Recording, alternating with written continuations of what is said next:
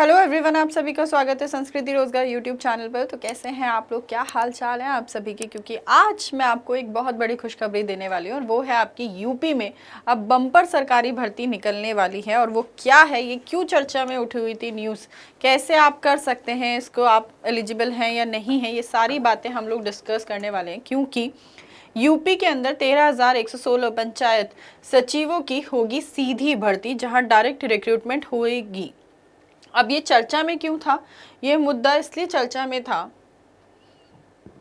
क्योंकि यूपी में बम्पर सरकारी नौकरी, जहां 13,116 पंचायत सचिवों की होगी सीधी भर्ती, 3 चरणों में यह पूरी की पूरी प्रक्रिया जो है पूरी की जाएगी।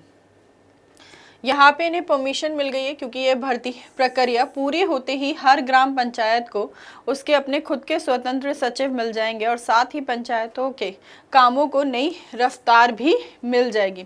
पंचायत, आपने वो वेब सीरीज देखी है, वो सचिव ही तो होते हैं ना, है ना, सचिव जी सचिव जी। तो यही उन सचिव की जो है अब यहाँ पर भर्ती निकली है क्योंकि उसे परमिशन मिल गई है और फिर हर ग्राम पंचायत का अपना खुद का सचिव होगा। उत्तर प्रदेश सरकार ने ग्रामीण प्रशासन को और सुदृढ़ बनाने के लिए 13,116 पंचायत सचिवों की भर्ती करने का निर्णय लिया है कि हम अपनी ग्राम पंचायतों को, ग्रामीण प्रशासन को और बेहतर कर सके उत्तर प्रदेश की सरकार। इसीलिए उन्होंने यह फैसला लिया है कि नए 13,116 पंचायत सचिवों की भर्ती की जाएगी और यह भर्ती 3 चरणों में होगी, 3 फेजेस में होगी, जिसका उद्देश्य यह है कि प्रत्येक ग्राम पंचायत को अपना स्वतंत्र पंचायत सचिव उपलब्ध हो जाए। मतलब किसी का, कोई भी सचिव के ऊपर अपनी ग्राम पंचायत के साथ साथ एडिशनल किसी दूसरी ग्राम पंचायत का काम ना हो। मतलब कोई और 2 या 2 से ज़्यादा ग्राम पंचायतों का काम नहीं करे सचिव, और हर ग्राम पंचायत का अपना खुद का एक स्वतंत्र सचिव हो। इसीलिए इस भर्ती को हरी झंडी दी गई है। यहाँ पर प्रथम चरण जो होगा उसमें 4,372 पद हैं। भर्ती का संचालन करेगा हमारा उत्तर प्रदेश पंचायती राज विभाग।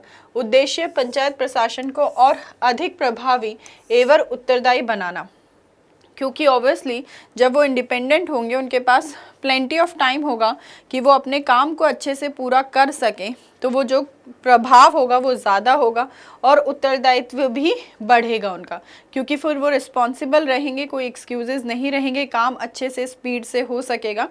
इसीलिए इन्होंने ये डिसीज़न लिया है। अब भर्ती की आवश्यकता क्यों पड़ी कि इतनी भर्ती होगी, वो इसीलिए क्योंकि यूपी में बड़ी संख्या में पंचायत सचिवों के पद रिक्त हैं। वर्तमान में एक ही सचिव कई ग्राम पंचायतों का अतिरिक्त प्रभार संभाल रहा होता है। मतलब वो अपनी ग्राम पंचायत का तो संभाल ही रहा है, साथ साथ और एडिशनल दूसरी ग्राम पंचायतों का प्रभार भी वही एक सचिव संभाल रहा होता है, जिससे योग्य का क्रियान्वयन करना, अभिलेख प्रबंधन करना, सेवा वितरण करना, उससे गुणवत्ता प्रभावित होती है। क्योंकि जब प्लेंटी ऑफ वर्क होगा, बहुत सारी चीज़ें होंगी, एक ही इंसान को सब कुछ देखना होगा, तो ऑब्वियसली इम्पैक्ट पड़ेगा उसके काम पर। डिसीजन धीरे धीरे क्या होंगे, डिले होने लगेंगे। हर ग्राम पंचायत में एक स्वतंत्र सचिव की नियुक्ति होगी तो उससे प्रशासनिक दक्षता और जवाबदेही बढ़ेगी और बेहतर तरीके से वो काम कर सकेंगे। अब सवाल ये उठता है कि ये पंचायत सचिव होते कौन हैं?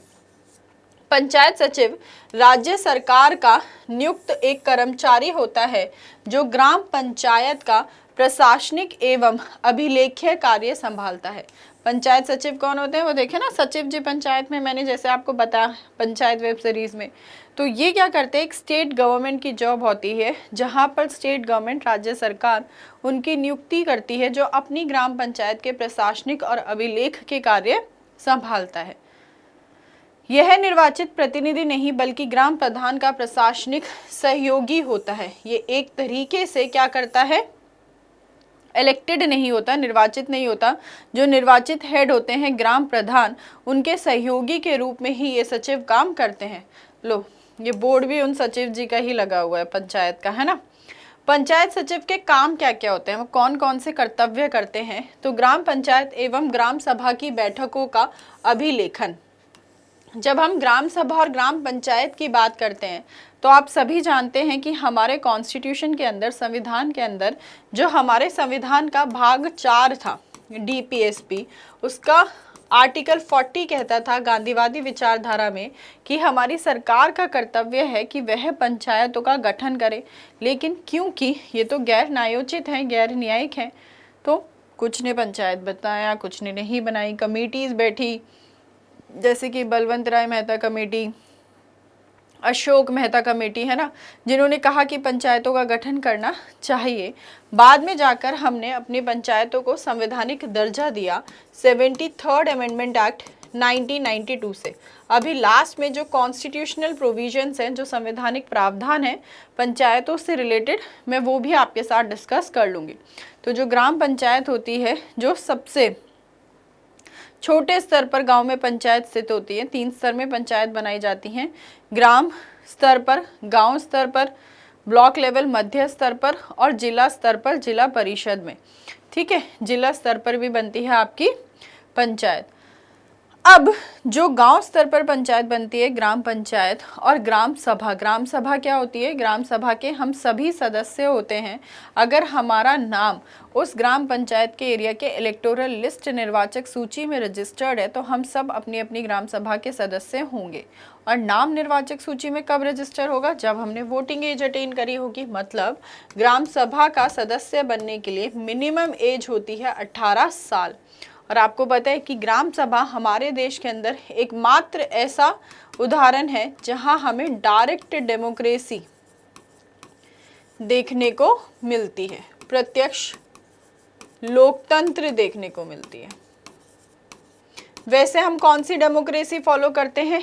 इनडायरेक्ट डेमोक्रेसी, अप्रत्यक्ष लोकतंत्र का प्रावधान फॉलो करते हैं। ऐसा नहीं है ना कि अपने देश के लिए हम ही लॉज बना रहे हैं। कौन बना रहा है? हमारे रिप्रेजेंटेटिव्स, प्रतिनिधित्व, एमपी, एमएलए। लेकिन हम सब अपनी ग्राम सभा के सदस्य होते हैं, तो ग्राम सभा के पास ही पावर है। तो इसीलिए ग्राम सभा को कहा जाता है कि वो डायरेक्ट डेमोक्रेसी, प्रत्यक्ष लोकतंत्र का एकमात्र उदाहरण है भारत के अंदर।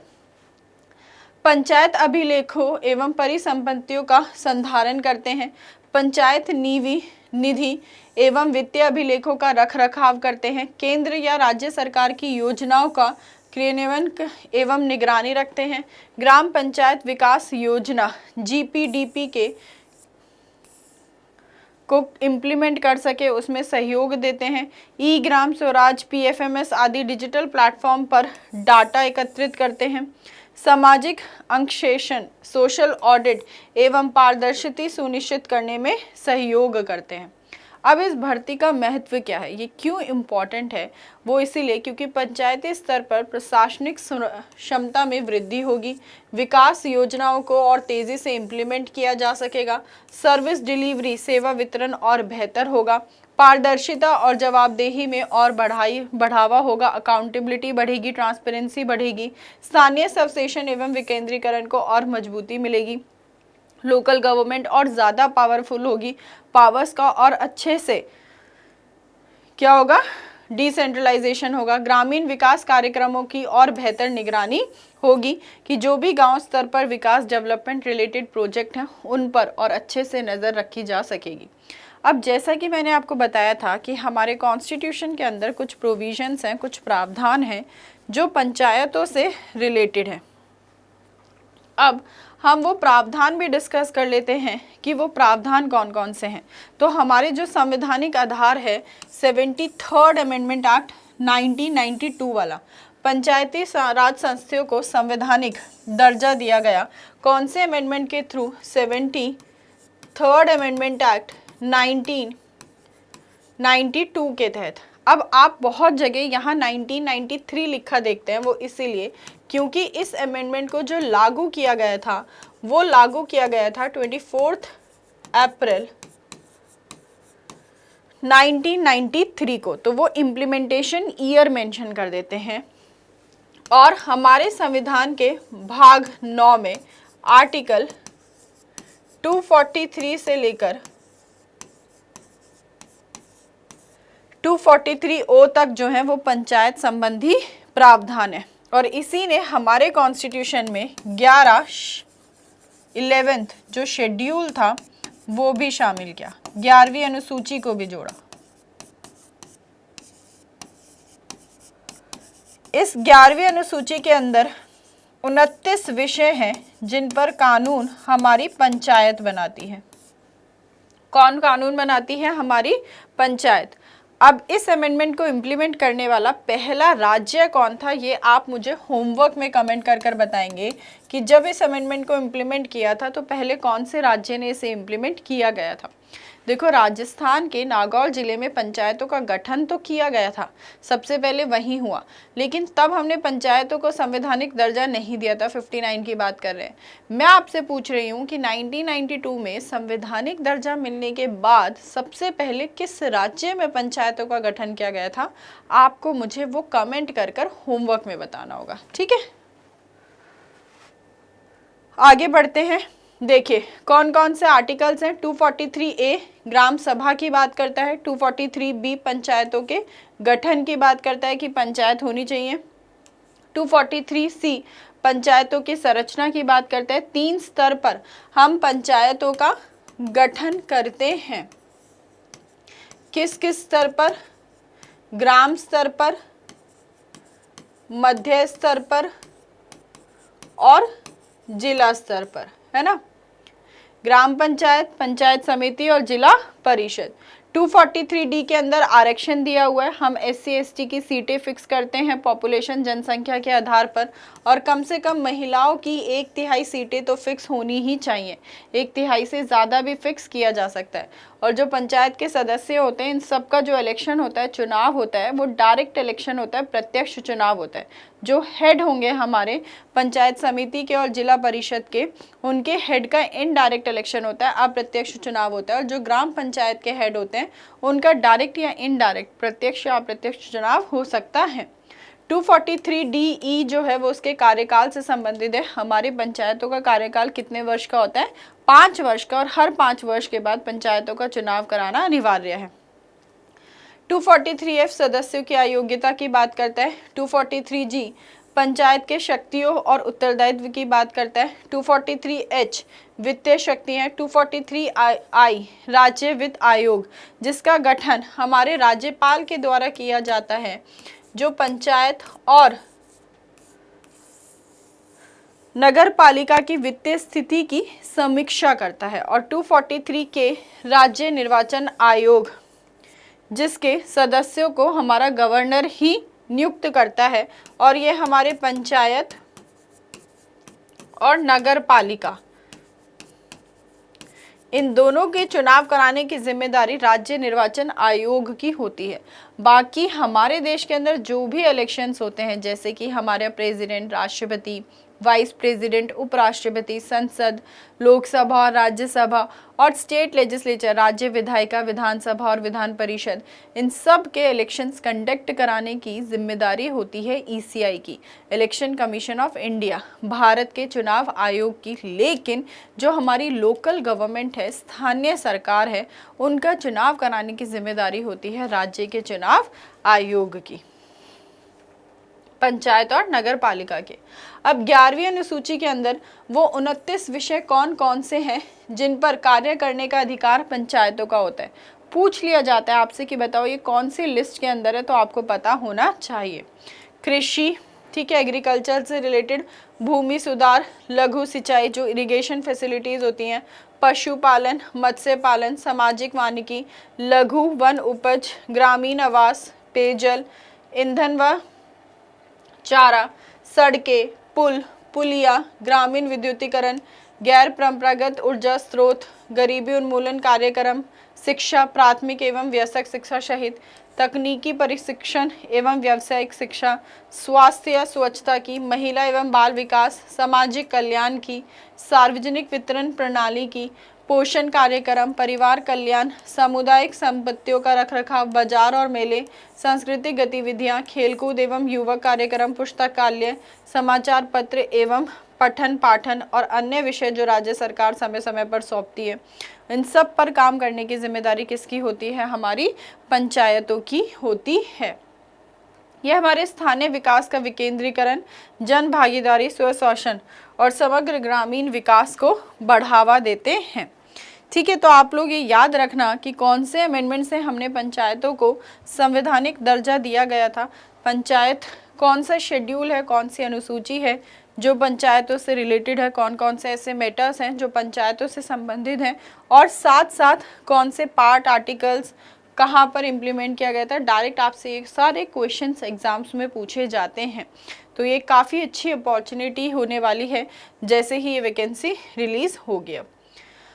अब आप लोगों के लिए क्वेश्चन ये भी है, और साथ साथ मैंने जो आप लोगों से क्वेश्चन पूछा था मुझे आप उस बात का भी आंसर देंगे कि 73rd अमेंडमेंट एक्ट 1992 पहली बार किस राज्य ने इम्प्लीमेंट किया था।